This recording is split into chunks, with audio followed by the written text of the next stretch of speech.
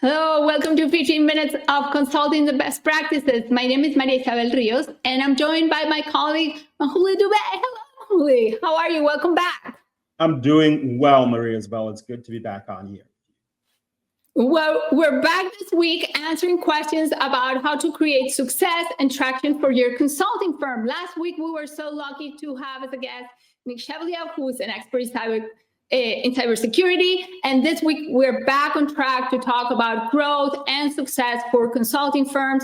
For those of you who are familiar with the space, the only way we know you're here and the only way we get to answer your questions is if you post them in the chat, and it takes us a minute to see them. So please say hello.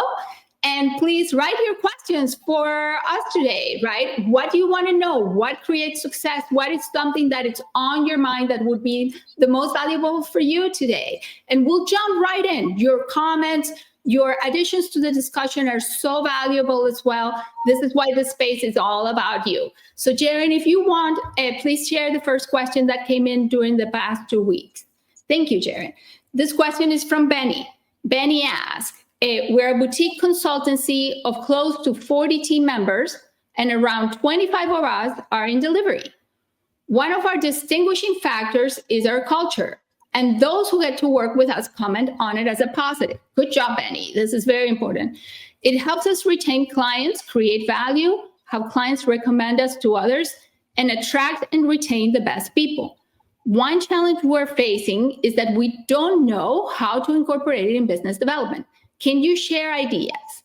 Okay, Mahuli, it seems it's just the two of us because it's a holiday, not only here, but in many, many parts of the world today. So for those who will watch it in replay, and hopefully, Benny, you're here, how does Benny incorporate culture into business development for his firm?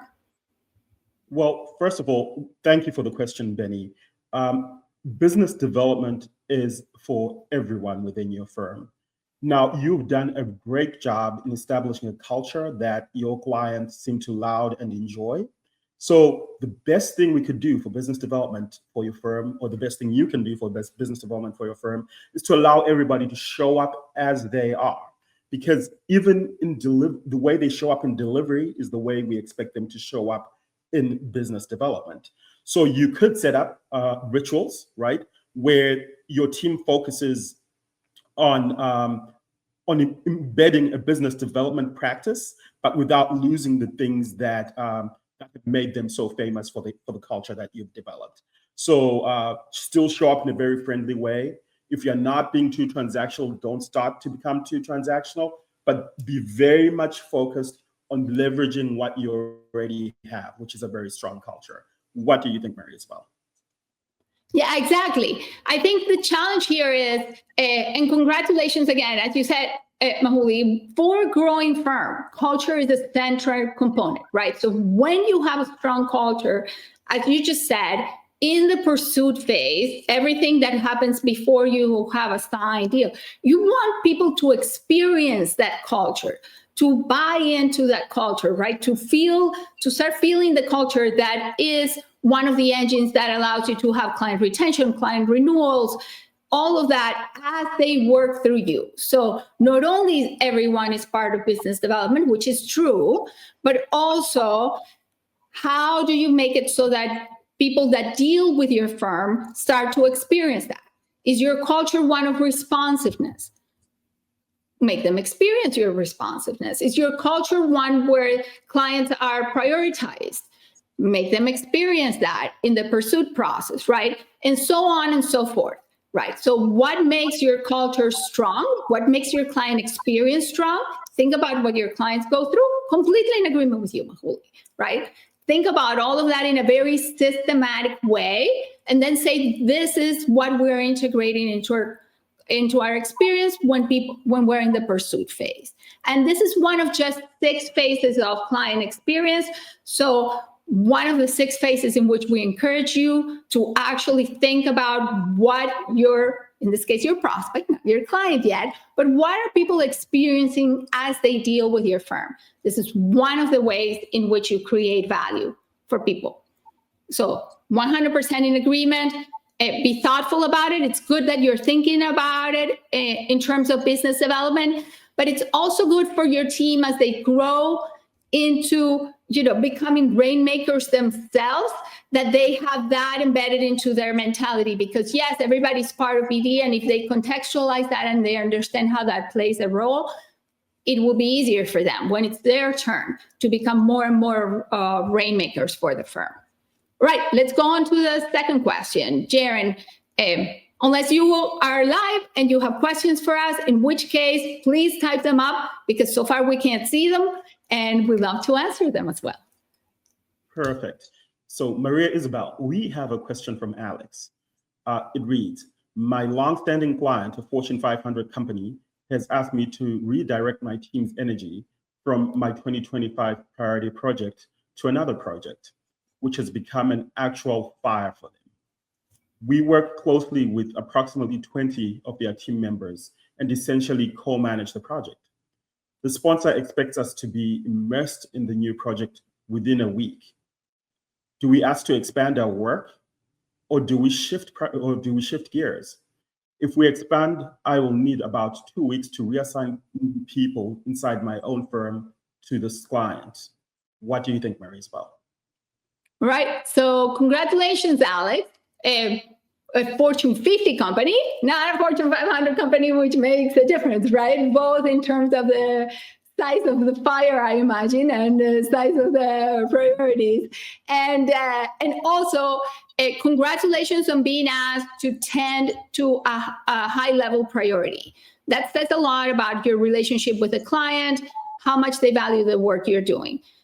Again, not unusual this time of a year. I imagine people are getting ready to close the year. Something important is happening, right? What do you do? The answer lies greatly into how do you problem solve with your client. This is more a question for your client than it is a question for you to solve indoors.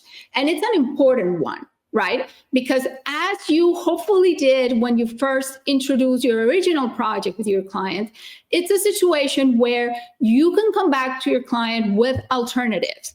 And you do better and be more right side up, make it more about your client if you come back with your client with alternatives and say, look, you gave us an ask.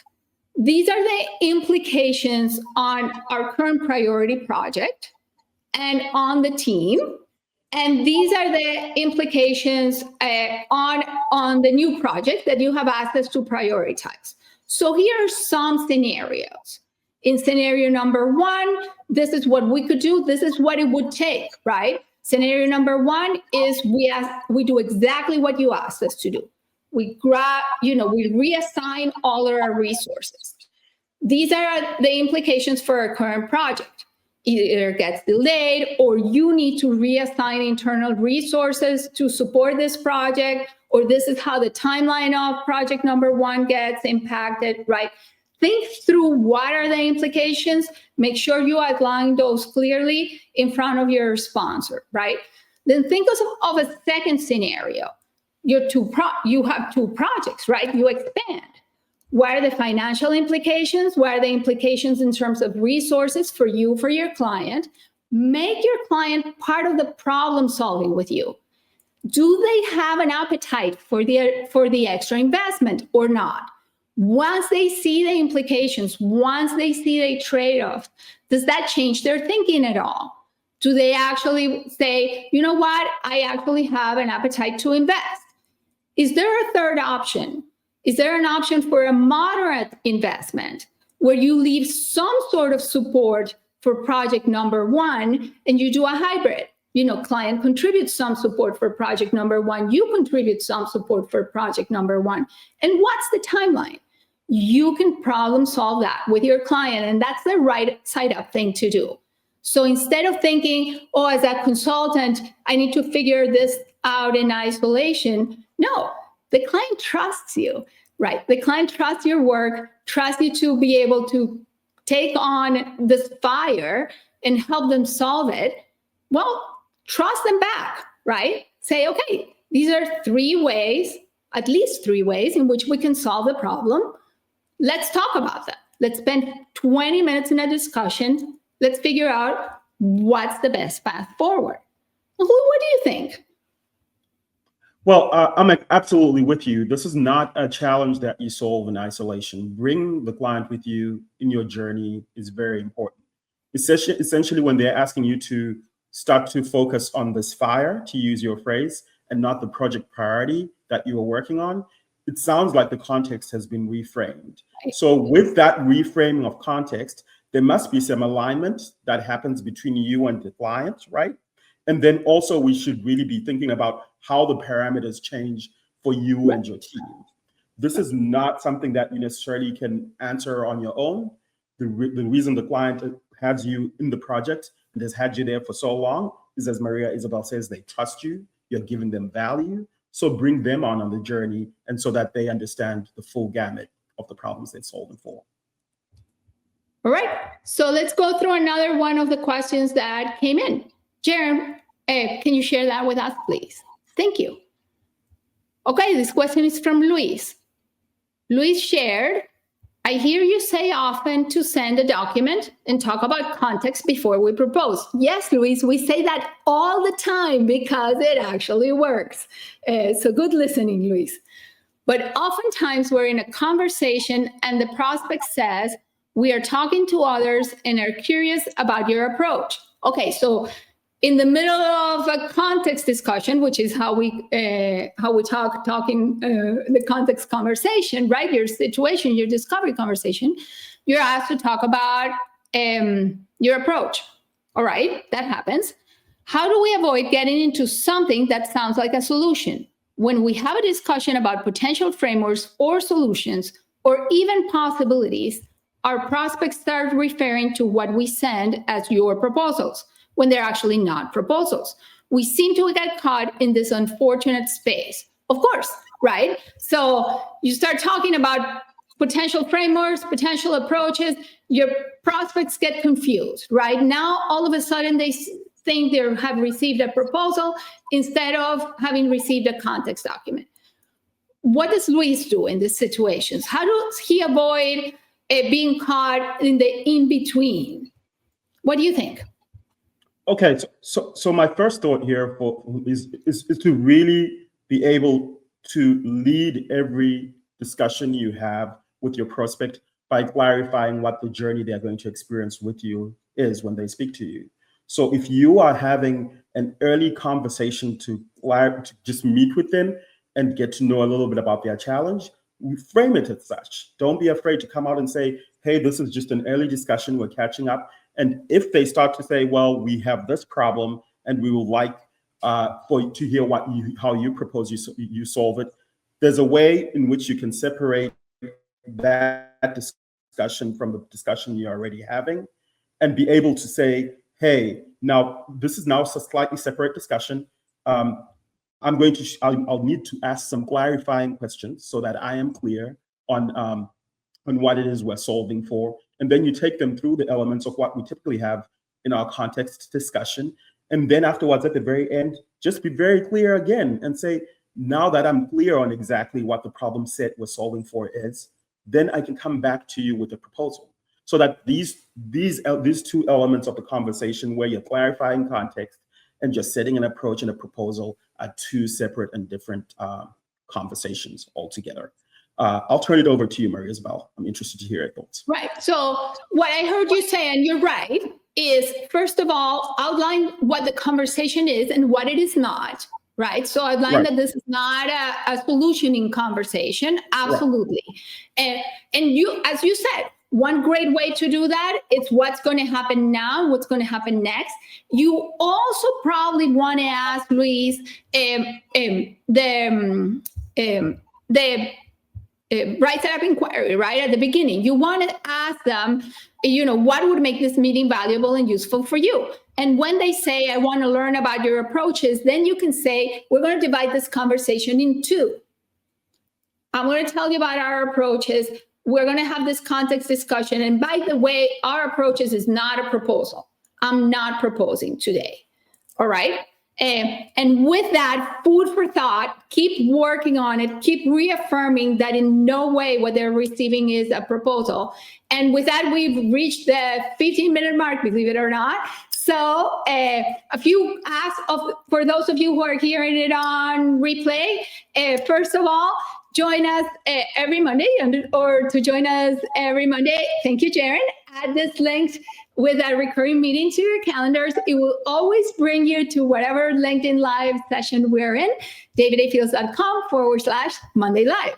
And also, if you haven't yet subscribed to the articles that come out every Wednesday, davidafields.com/subscribe. The articles are not only filled with great information, tactical and practical suggestions for your firm and techniques as well, but the comments have very rich discussion that adds to all of this commentary. So don't miss out. And lastly, connect with us as well on LinkedIn. We love being connected with all of you, and we love to keep the conversation going. Thank you for joining us, and we'll be here next Monday. And during the week, remember that this is all about our clients. It's all about how we create success, how we deliver value for them. And in doing that, we'll create success and value for all of us as well. So thank you for joining. See you next Monday. Bye. Thank you, everybody.